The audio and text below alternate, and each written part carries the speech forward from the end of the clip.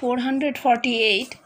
After attainment of knowledge and devotion, a man may live in the world, and the world will not be able to tarnish him. Here it is spoken about supreme knowledge. After attainment of supreme knowledge, a man lives, but he does not lead an ordinary man's life. He lives, he eats, he sleeps, and by God's commandment he becomes a man catcher, as Christ told Peter. বলছেন জ্ঞান ভক্তি লাভ করে একজন মানুষ, মানে যিনি জ্ঞান ভক্তি লাভ করেছেন তিনি এই জগতে বেঁচেও থাকতে পারেন, আবার the world will not be able to tarnish, এই জগতে বেঁচে থাকতে পারে এবং জগৎ তাকে কিছু করতে পারে না, জগৎ তাকে অগ্রাহ্য করতে পারে। After attainment of knowledge and devotion, a man may live in the world and the world will not be able to tarnish. জ্ঞান ভক্তি লাভ করে একজন মানুষ জগতে বেঁচে থাকতে পারে এবং জগৎ তাকে অস্বীকার করতে বা অগ্রাহ্য করতে পারে। এখানে টার্নিশের অন্য মানে বলছিলাম, এই মানেটাই ঠিক হবে। এবারে কথা হচ্ছে কি, কোন জ্ঞান? ব্রহ্মবিদ্যা, ব্রহ্মজ্ঞান।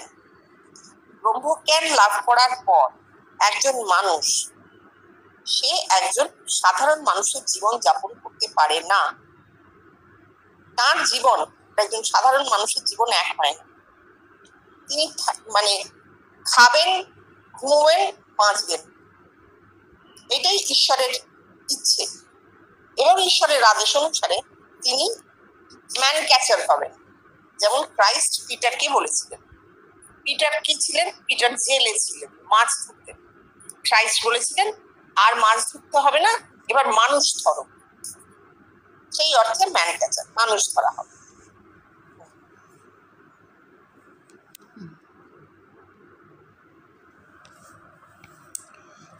449. The sticky milk of a jackfruit will not stick in one's hand if the jackfruit is broken after rubbing one's hand with oil.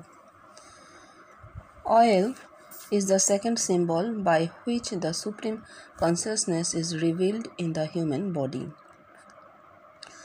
It is so seen by a man that he is rubbing his body with mustard oil, which has got a reddish yellow color. The real supreme consciousness, Chaitanya, flares up in the flame of brilliant red light in the seventh plane. Honey is the first symbol by which Chaitanya is represented. Jackfruit represents this human body. A jackfruit has got several sets. This human body has got 5 sets, and in these 5 sets God expresses himself in several kinds of realizations. Sticky milk is attachment to the world. A man, after attaining supreme consciousness, may live in this world as his life is a life of the liberated one. বলছেন হাতে তেল মেখে যদি কাঁঠাল ভাঙো তাহলে কাঁঠালের আঠা হাতে লাগবে না। হাতে তেল মেখে কাঁঠাল ভাঙা, স্টিকি মিল্ক হচ্ছে আঠা। কাঁঠালের আঠাটা দুধের মতন দেখতে হয়, তাই বলছেন স্টিকি মিল্ক। কাঁঠালের আঠা হাতে লাগবে না যদি তুমি তেল মেখে কাঁঠাল ভাঙো, ঠাকুরের কথা। আর জীবন কৃষ্ণ বলছেন তেল কি? চৈতন্যের দ্বিতীয় স্তরের প্রতীক। এটা is revealed in the human body, শরীরে দেখতে পাওয়া যায়, দেহের মধ্যে দেখতে পাওয়া যায়। অনুভূতিতে আমরা তেল দেখেছি, তেল হচ্ছে চৈতন্যের দ্বিতীয় স্তরের প্রতীক। এটা দেখা যায় যে একজন মানুষ কাঁচা সর্ষের তেল হাতে বেশ ভালো করে মেখেছেন। কাঁচা সর্ষের তেলকে কিরম দেখতে হয়? একটা লালচে হলুদ রং হয় তার। এই লালচে হলুদ রঙের সর্ষের তেল তিনি হাতে মাখছেন, দেখতে পাওয়া যায় অনুভূতিতে। সত্যিকারের বস্তুতে, দ্য রিয়েল মানে বস্তুতে চৈতন্য ঠিক এইরকম লাল উজ্জ্বল আলোয় জ্বলে ওঠে, সপ্তভূমিতে উজ্জ্বল লাল আলোয় জ্বলে ওঠে বস্তুতে। হানি মানে মধু is the first symbol by which Chaitanya is represented. হানি হচ্ছে মধু, মধু হচ্ছে চৈতন্যের প্রথম স্তরের প্রতীক, সেও এরকম লাগছে।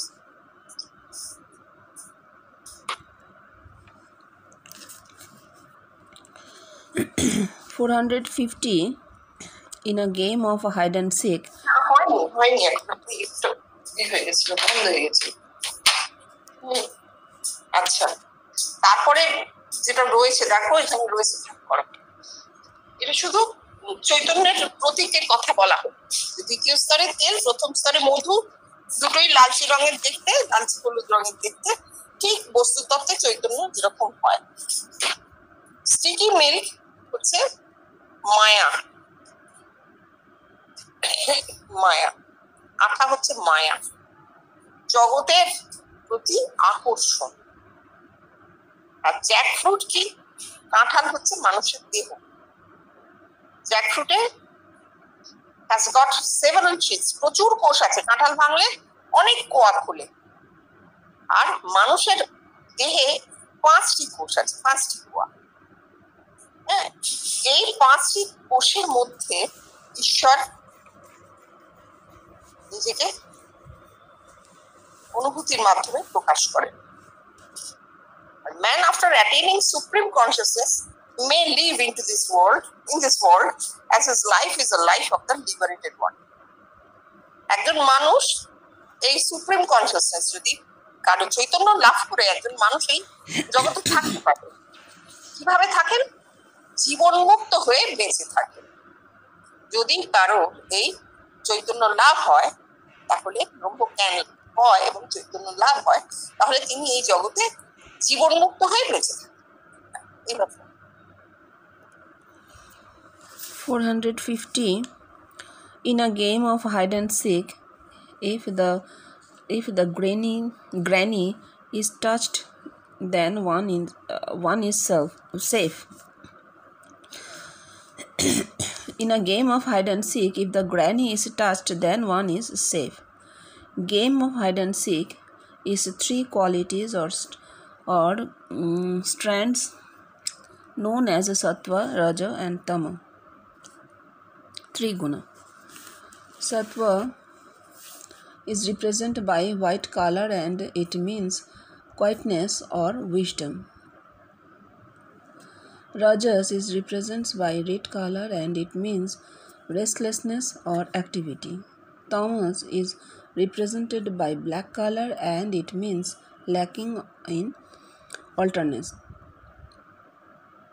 It is inertia and dull.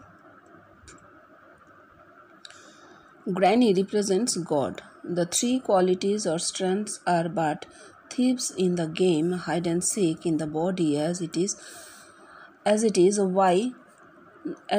they who keep God, Granny, hidden from coming within view. A man must overcome these 3 qualities or strengths and then he shall be able to attain God in him, an ever blissful state.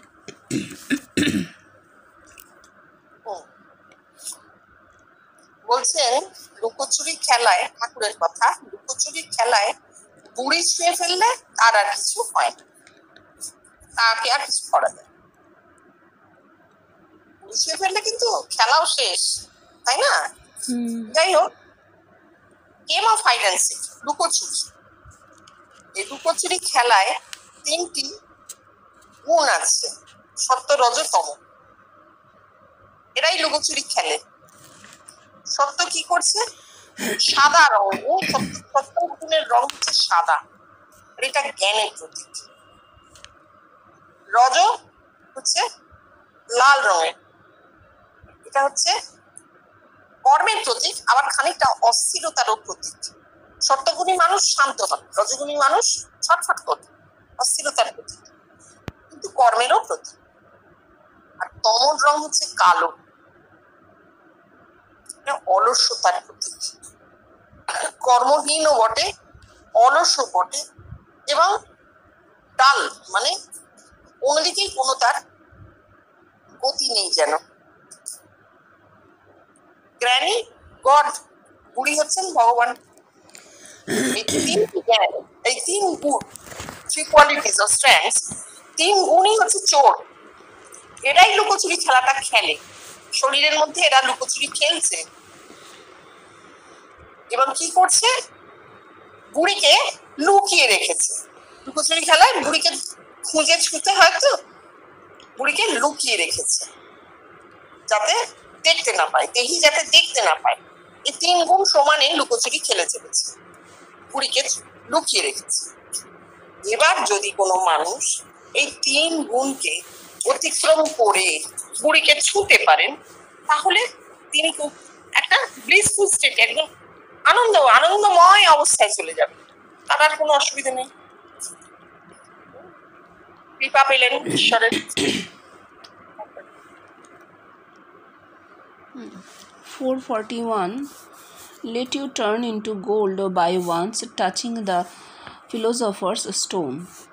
Then you may remain buried underground for thousands of years, and after that, when you are taken out, you will remain gold. Gold represents God, Atma in body. If God out of grace once emanates from the body in full measure and is seen in the seventh plane, then he will never come back again into the bondage of the body. If supreme culture is once attained, then it does never get extinct. It is sheer God's grace, and God's grace is perpetuated.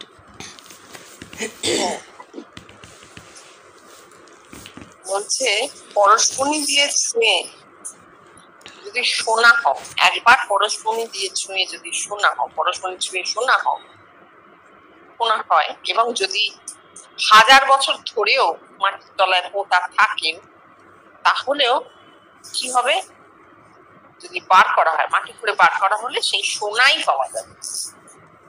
পরশমণি দিয়ে ছুঁয়ে যদি তুমি সোনা হও এবং মাটির তলায় 1000 বছর পোতাও থাকো, তাহলে 1000 বছর বাদেও যদি তোমাকে খুঁড়ে বার করা হয়, তুমি সেই সোনাই থাকবে। ঠাকুর বলছে এখানে সোনা কি, আত্মা, দেহে আত্মা আছেন।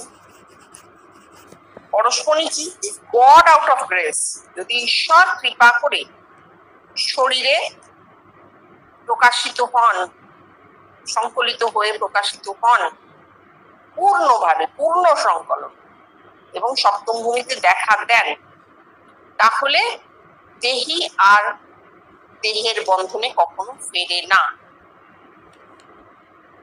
এটা হচ্ছে সুপ্রিম কালচার, পরাবিদ্যা, কৃষ্টি, সর্বোত্তম কৃষ্টি, পরাবিদ্যা।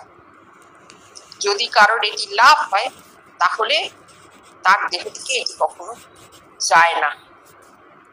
এটা ঈশ্বরের কৃপায় হয়, এবং এই কৃপা শাশ্বত, পারপেচুয়াল, শাশ্বত, এটা কখনো ছেড়ে যায় না, দেহিকে ছেড়ে যায়। এবার তাহলে একটু বলতে হবে এটা, এই যে বলছেন 1000 বছর মাটিতে পোতা থাকলো যে সোনা সেই সোনা, এই তো কথামৃত এইভাবে আছে। পরশমণি ছুঁয়ে যদি সোনা হয়, তাহলে মাটিতে 1000 বছর পোতা থাকলেও যে সোনা সেই সোনা। মাটিটা এলো থেকে, মাটি হচ্ছে এই দেহ, পঞ্চভূতের তৈরি দেহটাই মাটি। এই যে কবর দেওয়া, চিতায় পোড়াও, মরলে সবাই মাটি, দেহ বিলীন হয় মাটি, এই দেহটা হচ্ছে মাটি। এই দেহের মধ্যে 1000 বছর কি করে পোতা থাকবে, অর্থাৎ জেনারেশন বাই জেনারেশন, প্রজন্মের পর প্রজন্ম আত্মা ঠিক এভাবেই দেহেতে বদ্ধ হয়ে থাকছে। কিন্তু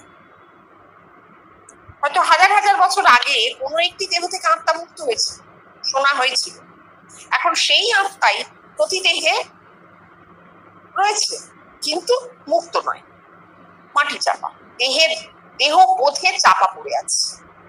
কিন্তু তার মানে এই নয় যে আত্মা নেই, আত্মা তো আছে, সোনা আছে, দেহে সোনা আছে, দেহে আত্মা আছে।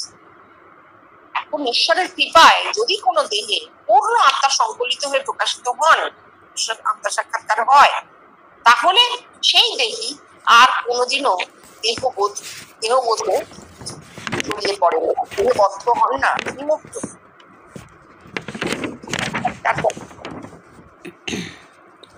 452. Milk is to be kept in a quiet place, then it will set into curd, and butter is to be churned from it. Milk represents blood of the body. In a quiet place means withdrawing one's mind from the world and keeping it confined within body when mind will be quiet.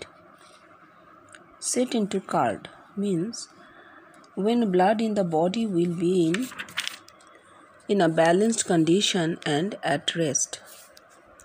Human body gets these conditions when God emanates from the body. Now churning rod is required for getting butter. Life power is the churning rod. But butter represents God in the seventh plane. Life power churned the body and gets herself transformed into God in the seventh plane. Then the venom of the snake falls down in the skull. Sri Ramakrishna. If milk is churned into butter within 25 years of the age, then alone a man gets butter. বলছেন দুধকে একপাশে সরিয়ে রাখতে হয়, তবে দই বসে। আবার সেই দইকে মন্থন করলে মাখন ওঠে। দুধ কি? দেহের রক্ত, শোণিত। হোয়াইট প্লেস মানে একটা কি বলবো, শান্ত ঠান্ডা জায়গায়, নির্জন জায়গায়, নির্জনে রাখতে হবে। নির্জনে কি করে রাখা যাবে? দেহের রক্তকে নির্জনে কি করে রাখা যাবে? যদি কোনো মানুষের মন জগৎ থেকে সরে যায়, কারোর মন যদি জগৎ থেকে সরে যায় এবং দেহে আবদ্ধ হয়, তাহলে তার মনটি স্থির হয়ে যাবে। একে বলে নির্জনে রাখা। রক্তও শান্ত হয়। মন শান্ত হলে রক্তও শান্ত হয়। জগৎ থেকে মন সরে অন্তর্মুখ হয়ে গেল, নিজের দেহে বদ্ধ হয়ে গেল, তখন মন শান্ত হয় এবং রক্তও শান্ত হয়। সেটিং টু কার্ড, দই বসানো মানে যখন দেহের রক্ত ওই রকম একটা শান্ত অবস্থায়, ব্যালেন্সড কন্ডিশন মানে শান্ত এবং মোটামুটি স্থির অবস্থায় থাকে, তাকে বলে দই বসানো। এই অবস্থায় কি হয়? তার দেহে ঈশ্বরীয় প্রাণশক্তির সংকলন ঘটে, ঈশ্বরীয় প্রকাশ। নাও চার্নিং রড ইজ রিকোয়ার্ড। এই অবস্থায় কি হলো? দই তো বসলো, শান্ত হলো এবং দেহে প্রাণশক্তির সংকলন শুরু হলো। কিভাবে শুরু হলো? মন্থন দণ্ড চাই যা দিয়ে মাখন উঠবে। প্রাণ শক্তি হচ্ছে সেই মন্থন দণ্ড, আর মাখন আত্মা, যাকে সপ্তমভূমিতে দেখা যায়। এই রক্ত ঠান্ডা হয়ে গেল, তখন কুণ্ডলিনী বা প্রাণশক্তি ক্রিয়াশীল হল। Life power charge the body, দেহকে মন্থন করে। প্রাণশক্তি দেহকে মন্থন করতে শুরু করে এবং ধীরে ধীরে সেই প্রাণশক্তি, আত্মার শক্তি কি হয়? সপ্তমভূমিতে আত্মায় পরিবর্তিত হয়। ঠাকুর বলছেন তখন সাপের বিষটা মরার খুলিতে পড়ে। যদি দেহ থেকে, যদি দুধ থেকে মাখন 25 বছরের মধ্যে ওঠে তো উঠলো, তা না হলে আর নয়। 25 বছরের মধ্যেই পুরো প্রসেসটা হতে হবে, দুধ থেকে মাখন হওয়া। তখন মানে আত্মা সাক্ষাৎকার 25 বছরের মধ্যে হলো তো হলো, না হলে কিন্তু আর হবে না, তবেই পূর্ণ আত্মা সাক্ষাৎকার। এটাই বলতে চাইছি। এবার এই প্রাণ শক্তি দেহের শোণিত সমস্ত স্থির, মন স্থির, এই অবস্থায় দেহকে মন্থন করতে শুরু করলো এবং ধীরে ধীরে ধীরে ধীরে এক একটা ভূমি পেরিয়ে সপ্তম ভূমিতে গিয়ে আত্মা। সেখানে যখন ঠাকুর বলছেন সাপের বিষ মরার মাথার খুলিতে পড়লো, এইটা একটু বলতে হবে। সাপ বলা হচ্ছে এই প্রাণ শক্তি, প্রাণ শক্তিকে সাপ বলা হচ্ছে। সাপ যখন বাইরের তার প্রকাশ, প্রাণ শক্তির বাইরের প্রকাশটা হচ্ছে বিষ, বিষময়। আর যখন অন্তরের প্রকাশ, সেটাই কিন্তু অমৃতে বদলে যাচ্ছে। তখন আর বিষ থাকছে না, বিষ অমৃত হয়ে যাচ্ছে। আর মরার মাথার খুলি কেন? সপ্তভূমিতে মন গেলে আর দেহবোধ থাকে না, অহং থাকে না, অহংয়ের লয় হয়ে যাচ্ছে। তাই জন্য অহং মানে আমি মরে যাবো, আমি মরে গেলে আমার মাথার খুলিটা কঙ্কাল, মরার খুলি, সেইখানে সপ্তম ভূমিতে আত্মা সাক্ষাৎকার হয়, বিষ অমৃতে পরিবর্তিত হয়েছে, এটা বলা হয়। তারপর If milk is churned into butter within, এটা তো পড়লাম 25 years আছে, you have got to pay in full measure if you want to purchase a commodity in full measure. Sri Ramakrishna. Butter, Atma. God emanates in full measure when this human body is in a full-bloomed youth. A man's full-bloomed youth is 25 years age. This calculation has been left by Thakur. If a son urges vehemently for his share on his father and mother, then the parents in consultation with each other give out his share from 2 or 3 years beforehand. Sri Ramakrishna. Father is God, the Absolute, in an unseen and untouched condition in the body.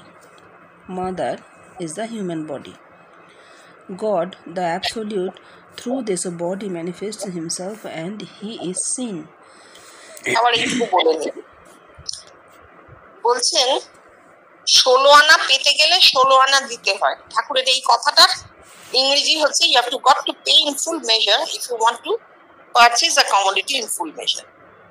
16 আনার জিনিস পেতে গেলে 16 আনা দিতে হবে। এটার যৌগিক অর্থ কি? আত্মা, মাখন আত্মা পূর্ণভাবে সংকলন হবে তখনই যখন দেহ পূর্ণ বিকশিত দেহেতেই আত্মার পূর্ণ সংকলন সম্ভব। দেহ 16 আনা, সেই দেহ 16 আনা দিতে হবে, তবে সেই 16 আনা আত্মার প্রকাশ হবে। বলছেন পূর্ণ বিকশিত দেহ কখন? 25 বছর বয়সের মধ্যে। 25 বছর বয়স হচ্ছে একটি পূর্ণ বিকশিত দেহের বয়স। এই হিসেবটি ঠাকুর রেখে গেছেন। কোথায়? যেখানে তিনি বলছেন যে ছেলে যদি বাপ মায়ের কাছে তার হিস্যের জন্য জোর করে, তাহলে বাপ মা নিজেদের মধ্যে পরামর্শ করে 2-3 বছর আগে তার হিস্যে ফেলে দেয়। এখানে বাবাকে ঈশ্বর, the absolute, নির্গুণ Brahma, in an unseen and untouched condition in the body. ব্রহ্মকে ছোঁয়া যায় না, দেখা যায় না, অদৃশ্য অস্পৃশ্য অবস্থায় আত্মা দেহেতে থাকেন ব্রহ্ম, আর মা হচ্ছে এই দেহ। God the absolute মানে ব্রহ্ম, though this body manifests himself and he is seen through this body, এই নির্গুণ ব্রহ্ম বা আত্মা দেহেতে প্রকাশিত হন, তখন তাকে দেখা যায়। আত্মার সাক্ষাৎকার হলে নির্গুণ ব্রহ্ম সগুণ হয়ে গেল, কারণ আত্মা সগুণ, তাকে দেখতে পাওয়া যায়। তার আকারও আছে, তার একটি রূপও আছে, এই যে জ্যোতির্ময় রূপ এবং আকার বৃদ্ধাঙ্গুষ্ঠবৎ, দেখতে পাওয়া যায়। এই নির্গুণ ব্রহ্মই সগুণ হয়ে প্রকাশিত হয় আত্মার সাক্ষাৎকার। হ্যাঁ, তারপর The fixed age is about 25 years. Thakur got the Divine Mother Atma between the age of 22 and 23. If 2 or 3 are added to 22 or 23, then it becomes 25. The exact time is 24 years and 8 months. A man obtains his God the Preceptor at the age of 12 years and 4 months. At the age of 24 years and 8 months, he gets and sees Atma, God in the seventh plane. It takes 12 years and 4 months in the body for God's manifestations and realizations in multifarious conditions in the process of transformation of life power into God. বলছেন বয়সটি হলো 25 বছর, স্থির বয়স, এটাই সঠিক বয়স ঠাকুর বলছেন। এবার ঠাকুর কি বলছেন? ঠাকুরের ক্ষেত্রে কি হয়েছিল? Divine mother between the age of 22 and 23, Thakur got the divine mother. Thakur 22-23 বছরের মধ্যে মাকে পেয়েছিলেন। মা এখানে আত্মা সাক্ষাৎকার বলছে, এটা একটা খুব মজার ব্যাপার। বলছি এটা আত্মা সাক্ষাৎকার হয়েছিল বা মাকে পেয়েছিলেন 22-23 বছরের মধ্যে। যদি এই 22-23 বছরের সঙ্গে 2-3 যোগ করে দেওয়া যায় তাহলে আমরা 25 বছর পাই। জীবনকৃষ্ণ বলছেন এক্সাক্ট সময়টা হচ্ছে 24 বছর 8 মাস। এটা আমরা জানতে পারছি কারণ 24 বছর 8 মাস বয়সে জীবনকৃষ্ণের আত্মা সাক্ষাৎকার হয়েছিল। উনি বলে দিচ্ছেন। ঠাকুরের ক্ষেত্রে আত্মাকে হঠাৎ ডিভাইন মাদার বলা হলো কেন? তার কারণ ঠাকুর যখন দেখলেন সগুণ ব্রহ্ম, তার তো ইষ্ট ছিল মা, সচ্চিদানন্দ গুরুও ছিল মা, মানে আত্মা শক্তি যে রূপ, সেই রূপই তাকে আত্মা সাক্ষাৎকার করিয়ে তার মধ্যে লীন হয়ে যায়। তাই জন্য ঠাকুরের ক্ষেত্রে মাদার বলা হচ্ছে। বলছেন একজন অজানা লোক আসবেন, তিনি দেখিয়ে দেবেন। সেই অজানা লোকটি কে আমাদের জানা হয়নি, কিন্তু ঠাকুরের যে ইষ্ট ছিলেন আত্মা শক্তি এবং সে তার থেকেই তার আত্মা সাক্ষাৎকার হয়েছিল, এটা আমরা জানতে পারি। তাই ডিভাইন মাদার বলা হয়েছে। আমরা জানি আত্মার কোনো লিঙ্গভেদ নেই, ফাদার মাদার নেই। এবার বলছেন যে 12 বছর 4 মাস বয়সে একজন যদি প্রপার হয়, যদি সঠিক হয়, তার দেহে সচ্চিদানন্দ গুরুর দেহে সচ্চিদানন্দ গুরুর জন্ম হয়। আর 24 বছর 8 মাস বয়সে আত্মা সাক্ষাৎকার হয়। কোথায়? সপ্তম ভূমিতে। এই 12 বছর 4 মাস ধরে তার শরীরে নানাভাবে ঈশ্বরীয় লীলার অনুভূতির প্রকাশ করতে থাকে, নানাভাবে, ইন মাল্টিফেরাস কন্ডিশনস, মানে বহু স্তরীয়, বহুভাবে, বহু অবস্থায় ঈশ্বরের প্রকাশ করতে থাকে, নানা রকম অনুভূতি হতে থাকে। In the process of transformation of life power into god, যতক্ষণ প্রাণশক্তি আত্মায় সংকলিত না হচ্ছে, আত্মায় পরিবর্তিত না হচ্ছে, ততক্ষণ দেহে সেই ক্রিয়াটা চলতে থাকে এবং তার প্রকাশও ঘটতে থাকে।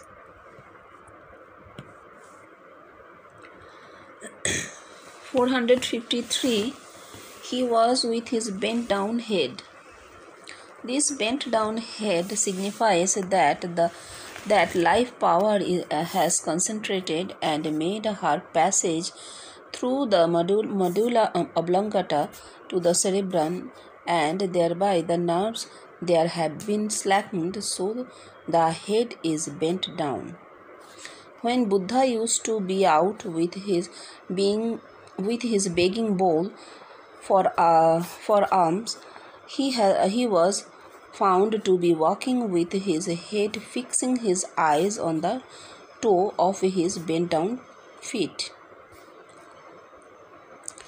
It was the sign that his life power entered the seventh plane, slackening the nerves of this neck. দেখো, এক করে কোথাও উনি বলেননি। বলছেন সে সবসময় মাথাটা নিচু করে থাকে, মাথা নিচু হয়ে থাকে। না, নিচু হওয়া মাথা কি বোঝাচ্ছে? বোঝাচ্ছে যে প্রাণ শক্তি সংকলিত হয়ে মেডুলা অবলঙ্গটা থেকে সেরিব্রাম, সপ্তম ভূমি পর্যন্ত, সহস্রার পর্যন্ত তার পথ করে নিয়েছে। এই পথ করার সময় কি হয়েছে? মেডুলা অবলঙ্গটা কোথায় থাকে? একদম ঘাড়ের একদম উপরে, যেখানে খুলিটা ঘাড়ের উপর বসানো হয়েছে, ঠিক সেইখানটায় মেডুলা অবলঙ্গটা। ব্রেনের ছবি দেখে দেখা যাবে এটা নেমে এসেছে, এটা যেন সমস্ত ধরের সঙ্গে মাথাটাকে যোগ করে রেখেছে।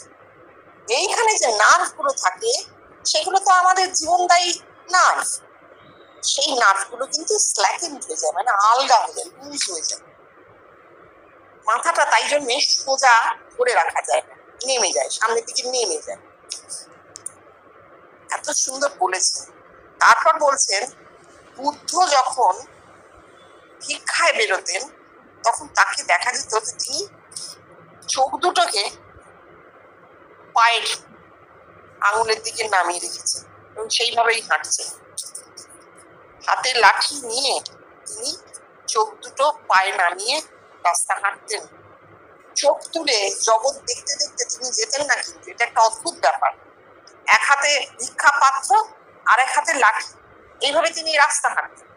আর যতটা হাঁটতেন সেই হাঁটার মধ্যে ভিক্ষা পাত্রটা এগিয়ে থাকতো, যে যা পারত দিত তাদের। তিনি কিন্তু কারোর দিকে তাকাতেন না, তিনি নিজের পায়ের আঙুল দুটোর দিকে তাকিয়ে থাকতেন। এটা কেন তিনি করতেন সেই 2500 বছর আগের মানুষ তা জানতে পারেন। আমাদের কিন্তু জীবনকৃষ্ণ বলে দিচ্ছেন কেন এই অবস্থা ছিল তার কারণ তার প্রাণ শক্তি সপ্তম ভূমিতে ঢুকে গিয়েছিল, প্রবেশ করে ফেলেছিল।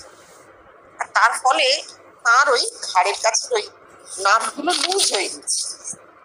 তাই তিনি মাথা তুলে জগৎকে আর দেখতেন না, জগতে তার দৃষ্টি পড়তো না। কি অদ্ভুত! এবার বুদ্ধের যদি এই অবস্থাটা হয়ে থাকে তাহলে আমরা যে এত গল্প শুনি, বুদ্ধ চোখ মেলে দেখলেন, মন থেকে তার সব সরে গেল, এটা কি করে হয়? হবে না কেন? কেউ যদি তার পায়ের কাছে নিচু হয়ে বসে ওপর দিকে তাকায় তাহলেই তো বুদ্ধের চোখ তার মুখে পড়তো। এবং যে মানুষের মন সপ্তমভূমিতে প্রবেশ করে গেছে, সপ্তমভূমিতে প্রবেশ করে গেছে, যিনি আর জগৎকে জগৎ হয়ে দেখতে পাচ্ছেন, জগৎ তার কাছে মাথায় ঢুকে গেছে, তিনি যখন আমার দিকে তাকাচ্ছেন তখন খুব স্বাভাবিক যে আমি একটা অসাধারণ দৃষ্টি নিজের মধ্যে প্রবেশ করছে বুঝতে পারছি। এবং বুদ্ধের এই দৃষ্টি কিন্তু মানুষকে সান্ত্বনা দিত, আর যাবতীয় রোগ শোক জড়া বা জাগতিক দুঃখ থেকে তাকে নিবৃত্ত করতে পারত। এটা একটা বড় কথা। আচ্ছা, তারপরেরটা পড়ে নাও, নিয়ে আজকে পরেরটা পড়ে নাও। 454. Firstly of the first, I have secured a room. Room signifies a space for holding Atma or God in the seventh plane. The sentence means that he has got God's grace. How will a man know that he has got God's grace? At the outset, he will get God the preceptor in him. This is but the first condition of getting God's grace. The final state is that your own prototype will come out from your body and will say to you, well, there is God's grace on you. That is, you are Kripa Siddho. প্রথমে বাসা পাকড়েছি, সাধু বাসা পাকড় দিয়া। প্রথমেই বাসা পাকড়াতে হবে। I have secured a room, আমি একটা বাসা পাকড়েছি। কিন্তু এখানে এইরকম আমরা কখনোই ফার্স্ট পার্সনে বলতে পারি না। বাংলা করতে গেলে এর অর্থ হচ্ছে সাধু বাসা পাকড় দিয়া, সাধু বাসা পাকড়েছি। রুম কি? ঘর বা বাসা, এটা কি? স্পেস, আত্মার জন্য জায়গা, যে জায়গা সেটা কোথায়? সপ্তম ভূমিতে। হ্যাঁ, এই সেন্টেন্স, এই বাক্যটার মানে হচ্ছে ঈশ্বরীয় কৃপা, ঈশ্বরের কৃপা। বাসা এমনি পাওয়া যায় না, ঈশ্বরের কৃপায় পাওয়া যায়। তো এইবার বলছেন, how will a man know that he has God's grace? কি করে একজন মানুষ জানবে যে সে ঈশ্বরের কৃপা পেয়েছে? প্রথমেই সচ্চিদানন্দ গুরু দেখা দেবে। আবার বলতে হবে, সচ্চিদানন্দ গুরু কোনো বাইরের কোনো মানুষ নন, তিনি মাথা ফুটো করে ঢুকছেন না। যিনি দেখছেন তাঁরই প্রাণ শক্তি একটি অজানা পুরুষের রূপে তার দেহে দেখা দিচ্ছে, নিগম থেকে নামছে। মাথার মধ্যে আছে সেল, ওই সেল থাকে মাথায়। This is what the first condition of getting God's grace. প্রথমেই যদি কোনো মানুষ কোনো অজানা পুরুষকে দেখেন নিজের দেহের মধ্যে, তাহলেই জানা যাবে যে ঈশ্বরীয় কৃপার সূত্রপাত। আবার বলতে হবে কৃপা করুণা নয়, কৃপা হচ্ছে স্পন্টেনিয়াস রিভিলেশন, আপনা থেকে স্বতঃস্ফূর্ত প্রকাশ হচ্ছে, সেলটা আপনা থেকে খুলছে। আর এর ফাইনাল স্টেটটা কি, চূড়ান্ত অবস্থাটা কি? চূড়ান্ত অবস্থা হচ্ছে নিজের স্বস্বরূপ দেহ ছেড়ে বাইরে এসে বলবে যে তোমার উপর ঈশ্বরের কৃপা আছে, তুমি কৃপাসিদ্ধ। এগুলো সমস্ত কিন্তু বেশটি, এগুলো আর হবে না, হয়ে গেছে। এই কথাটা বারবার বলতে হবে, তা না হলে মানুষ এই জায়গায় আটকে থাকবে, পাবে আমার হবে, ওর হবে, তার হবে না, হবে না। এটা হচ্ছে বেশটি, হয়ে গেছে। অবতারদের যা হয়ে গেছে, সবার হয়নি কিন্তু, অবতারদের হয়েছে, তাদের এই অবস্থাগুলো হতো। আর হতো কিন্তু তারা তো বাইরে প্রমাণ পেতেন না। কেন পেতেন না? যে বুদ্ধের অবস্থা বলা হয়েছে, বাইরে তাদের দৃষ্টিই থাকতো না, পুরো দৃষ্টিটা অন্তর্মুখী হয়ে যেত। এই অন্তর্মুখী দৃষ্টি দিয়ে তারা যখন জগতের দিকে কখনো চোখ ফেলতেন, তারা কিন্তু জগৎকে নিজের ভেতরে যেভাবে দেখছেন সেইভাবে দেখতেন। এদের এই অবস্থাগুলো হতো। স্বস্বরূপ মানে নিজেই, আত্মাই। আমার স্বস্বরূপ তো আমার আত্মা, প্রত্যেকটা মানুষের ক্ষেত্রেই তাই, তার প্রাণই তার স্বস্বরূপ। সেই প্রাণ ডাহাত দেহ ধরে বাইরে আসতো, এসে বলতো তুমি কৃপাসিদ্ধ। কিন্তু কৃপা কথাটার একটা অদ্ভুত দ্বৈতবাদী অর্থ আমরা পেয়ে এসেছি এতদিন, যে কৃপা যেন একজন আরেকজনকে করুণা করছে, দয়া করছে। না, দয়া করুণা এগুলো কৃপার মানে নয়। কৃপা হচ্ছে, বেদ বলছে কৃপা হচ্ছে স্পন্টেনিয়াস রিভিলেশন, বিদ্যৎ, আপনা থেকে ফুটবে, আপনা থেকে স্ফুরিত হবে দোষগুলো, তবে কৃপা। ঠিক আছে, আমরা এই সময় দাঁড়িয়ে যেটা দেখতে পাচ্ছি, এখানে কৃপা বলতে আমরা এখন বিবর্তনকেই বুঝবো। রিভলিউশন ছাড়া আমাদের কাছে কৃপার আর কোনো মানে নেই। কেউ এসে আমাকে তোমাকে উদ্ধার করে দিয়ে যাবে না। হ্যাঁ, তার কারণ বাইরে থেকে কেউ কাউকে উদ্ধার করতে পারে না। বাইরের জীবনটা, প্র্যাকটিক্যাল লাইফ, ব্যবহারিক জীবন পুরোপুরি বস্তুতে সীমাবদ্ধ।